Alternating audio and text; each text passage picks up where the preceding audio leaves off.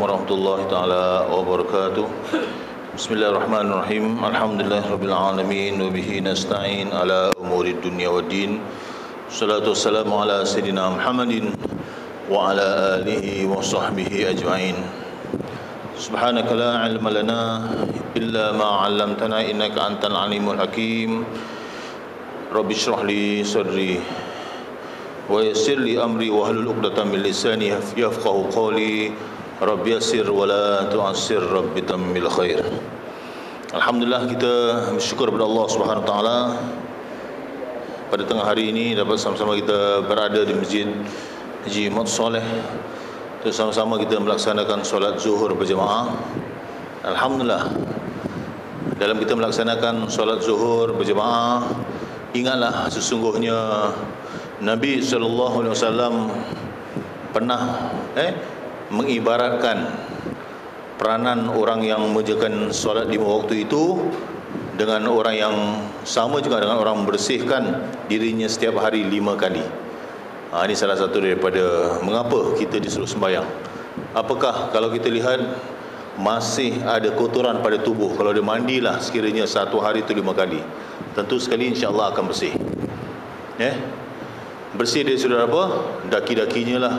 Tapi yang disebutkan di sini Rasulullah sallallahu alaihi wasallam mengatakan, "Law anna nahran bibabi ahadikum yaghtasila minhu kulla yaumin khamsa marrah."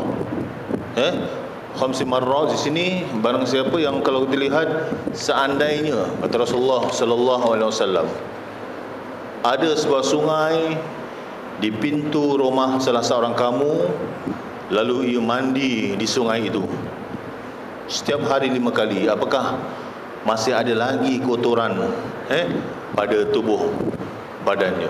Ini yang Rasulullah sallallahu alaihi wasallam maksudkan di sini. Jadi seterusnya Rasulullah mengatakan, hal yabqa min daraihi syai', qala fadzalika mithlu as-salat as-salawatil khamsi yamhullahu bihinnal khataya. Maksudnya apa? Kalau kita lihat, berkata Rasulullah sallallahu alaihi wasallam, maka yang demikian itu umpamanya solat 5 waktu tadi yang kita kerjakan ini, yang dengannya Allah menghapuskan semua kesalahan-kesalahan orang yang mengerjakannya. Jadi ini menunjukkan contohlah tentang solat dengan sungai yang terdapat di depan rumah kita. Kita mandi selalu, jadi kotoran dosa-dosa kita akan dihapuskan oleh Allah Subhanahu wa taala. Di mana kita selaku manusia, kita selaku insan, jadi kata insan tadi yang penuh dengan kelupaan dan juga kesalahan, pasti akan diampunkan oleh Allah sekiranya kita solat 5 waktu, kita jaga dengan sebaik-baiknya. Jadi kalau kita lihat cara-cara menghapuskan dosa, orang yang berdoa pada Allah dan mohon ampun kepada Allah pasti diampunkan oleh Allah. Tapi dalam masa yang sama, bila dia melakukan dosa, wajib berusaha untuk memperbaiki dirinya serta berjuang sedaya upaya untuk menghapuskan dosa-dosanya. Inilah cara orang yang beriman, cara orang bertakwa tadi. Bila dia melakukan dosa, dia tidak senang, malahan dia akan memohon kepada Allah SWT supaya dosa-dosanya tadi terampun. Jadi orang yang membiarkan dirinya tenggelam dalam noda dan juga dosa ialah orang yang buruk akhlaknya. Itu umpama orang yang buruk akhlaknya, dia tak hiraukan dosa yang telah dilakukan. Dia tidak mohon kepada Allah SWT. Ustaz Jaludin. Jadi dia bukan saja dibenci oleh Allah SWT dan Rasulnya, malah dipandang rendah oleh masyarakat di sekelilingnya. Jadi orang yang seperti itu tidak boleh dipanggil Muslim sejati. Jadi orang yang Muslim sejati tadi, bila dia melakukan dosa tadi, dia akan lekas mohon ampun kepada Allah SWT. Sebab itulah kalau kita lihat, agama Islam telah memberi petunjuk kepada kita bahawa dosa itu dapat dihilangkan dengan 2 cara yang dilaksanakan sekaligus, dengan kembali kepada Allah SWT dan bertaubat kepadanya serta Assalamualaikum Ustaz. serta berjanji tidak akan kembali lagi kepada dosa itu. Ini dia. Yang pertama, dia kembali kepada Allah, maknanya dia apa? Mohon ampun kepada Allah Subhanahu Wa Taala dan bertaubat tadilah, serta berjanji tidak akan kembali lagi dalam melakukan dosa itu. Yang itu yang pertama. Yang kedua, dengan memperbanyakkan ibadah kepada Allah Subhanahu Wa Taala.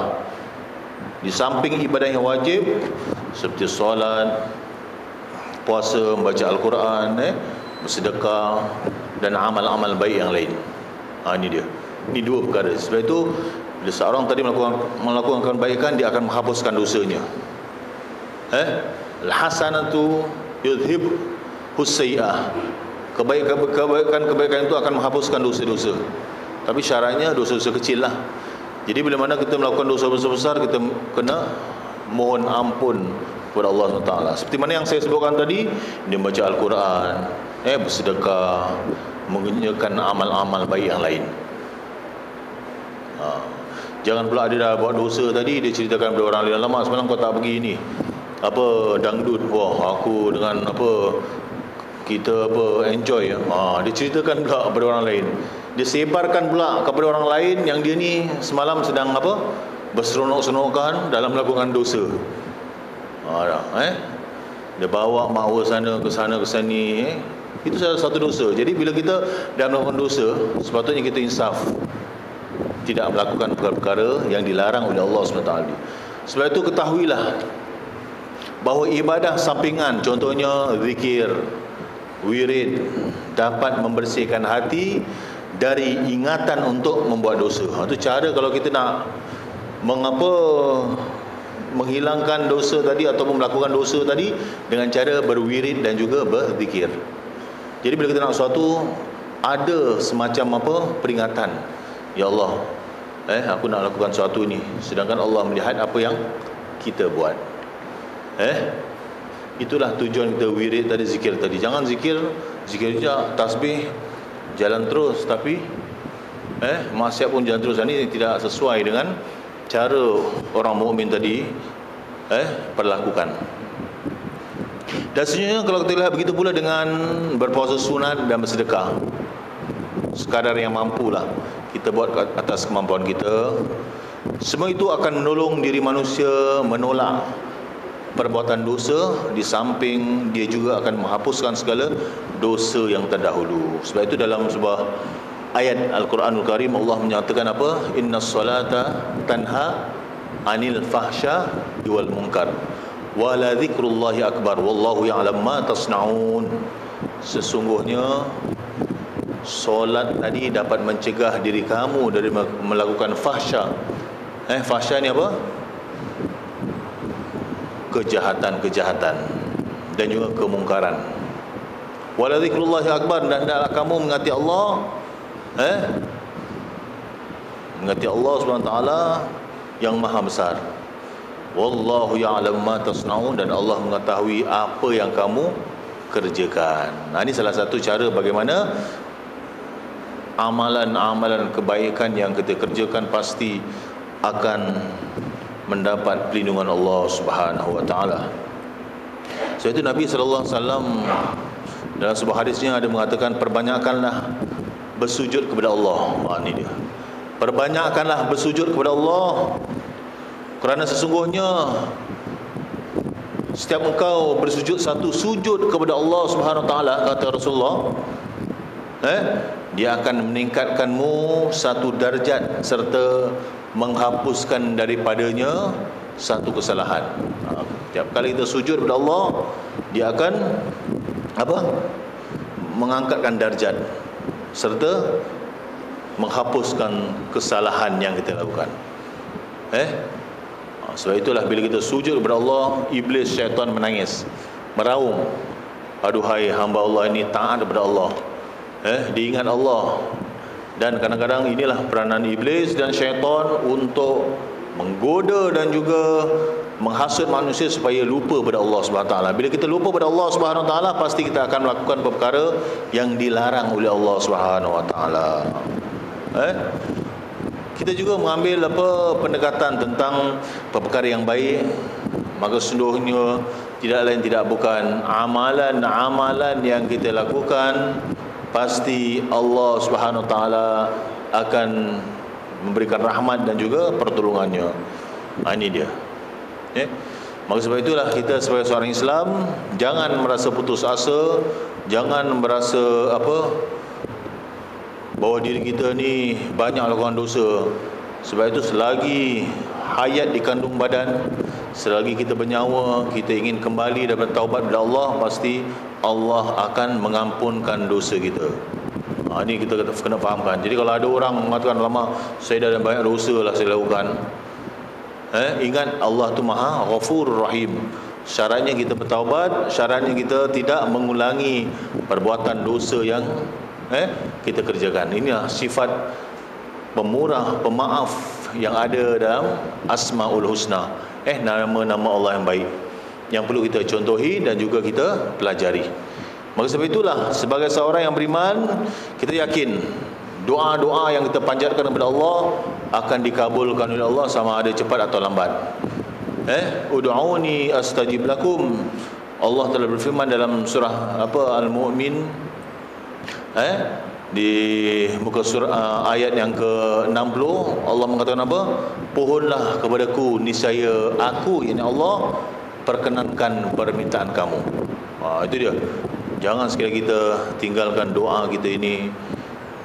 Apa saja yang kita kerjakan, walaupun dengan tidak cara terang-terangan, dalam hati kita berdoa, kerana Allah mendengar rayuan, bisikan, walaupun bisikan itu datang dari hati naluri kita. Faham? Sebab itulah kalau kita lihat, Islam tidak mengenal sistem penembusan dosa. Maksudnya apa? Dalam cara kita penghapusan dosa dari seorang, Islam tidak mengenal sistem penembusan dosa sebagaimana yang dipraktikkan oleh agama Masihi ataupun Nasrani. Jadi kita minta terus diralik kepada Allah SWT, ya Allah, ampunilah dosaku, ampunilah dosa ibu bapaku dan sebagainya. Maka sebab itulah Rasulullah mengatakan, at-taibu minadz-dzambi kaman la dzambalah. Sadaqah Rasulullah sallallahu alaihi wasallam, orang yang bertaubat dari satu dosa sama seperti dia tidak berdosa lagi. Jadi dosa-dosa yang kita lakukan tadi, mestilah kita sedari, kita henti perbuatan-perbuatan itu. Tapi kita kena tahu rukun taubat tadi. Pertama, Imam Nawawi radhiyallahu anhu menerangkan dalam Riyadhus Salihin, beliau telah menegaskan bahawa taubat itu tidaklah dilakukan secara sempurna dengan mematuhi rukun-rukunnya. Pertama, berhenti dari maksiat itu sendiri. Yang mungkin dia melakukan dosa, dia nak henti perkara atau dosa yang telah dilakukan. Yang kedua, menyesal terhadap dosa-dosa yang pernah dilakukan. Dan yang ketiga, berjanji dengan penuh kesungguhan tidak akan mengulangi dosa itu. Dan yang keempat, bila dosa berkaitan dengan orang lain, ni kalau ada kaitan dengan orang lain, hendaklah menyelesaikan persoalan itu dengan orang itu sendiri. Sebab itu dosa itu ada kaitan antara kita dengan Allah. Dosa yang berhubung kait kita dengan diri kita sendiri.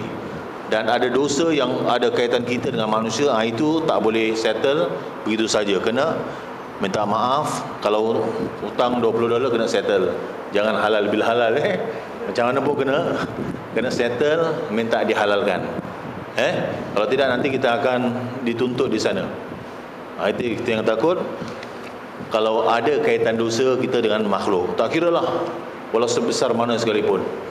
Tapi kalau kita ada kaitan dosa kita dengan Allah SWT, contohnya mungkin kita dulu ada sembahyang ada bunting-bunting, puasa ada bunting-bunting, kita qada dan juga kita bertaubat dengan perbuatan yang kita lakukan tadi. Itu hubungan kita dengan Allah.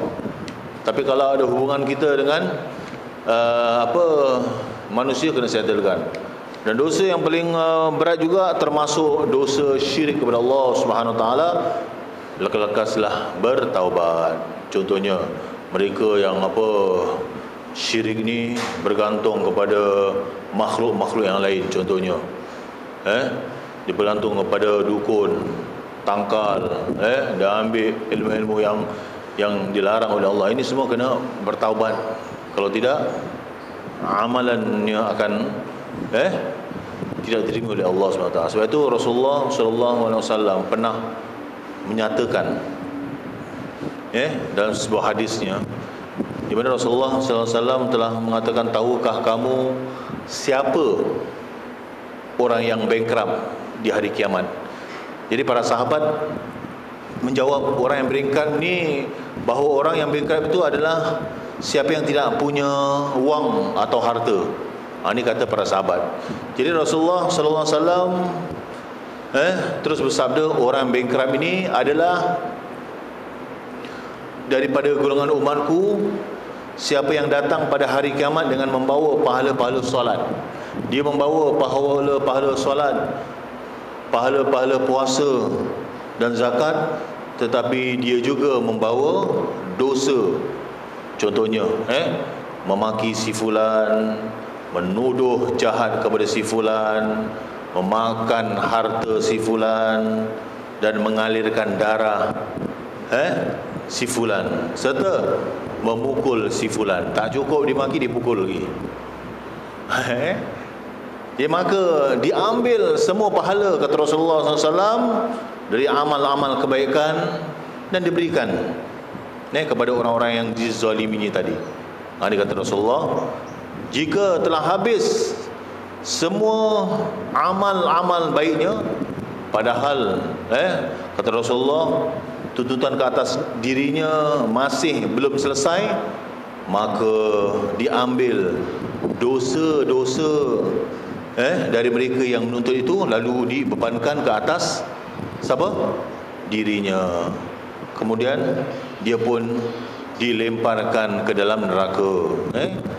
Hadis riwayat Imam Bukhari. Ini mafhum dari ayat tadi. Jadi marilah sama-sama kita mohon pada Allah Subhanahu Wa Taala, mudah-mudahan kita ini tak termasuk dalam kalangan itu. Apatah lagi kalau kita ini tak ada bekalan-bekalan yang lain. Kembali kita membawa dosa, pahala pun tak ada. Itu lebih berat. Lantaran itu kalau kita lihat, berat sekali hukuman yang bakal diterima oleh orang-orang yang membuat penganiayaan serupa di atas tadi yang saya sebutkan. Maka Nabi SAW telah memperingatkan perkara ini berkali-kali dalam sabdanya, supaya kita ini tidak melakukan kezaliman.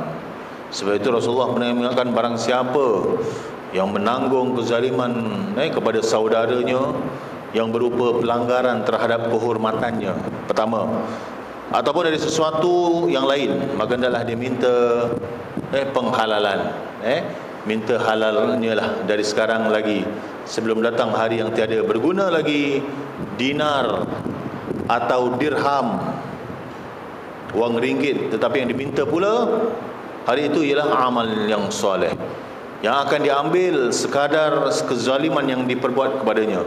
Kemudian kata Rasulullah SAW, jika tidak ada amal-amal yang baik kerana sudah habis, maka diambilnya dari dosa-dosa dari saudara yang dizalimi itu, seraya dibebankan ke atas dirinya. Wallahu a'lam bissawab.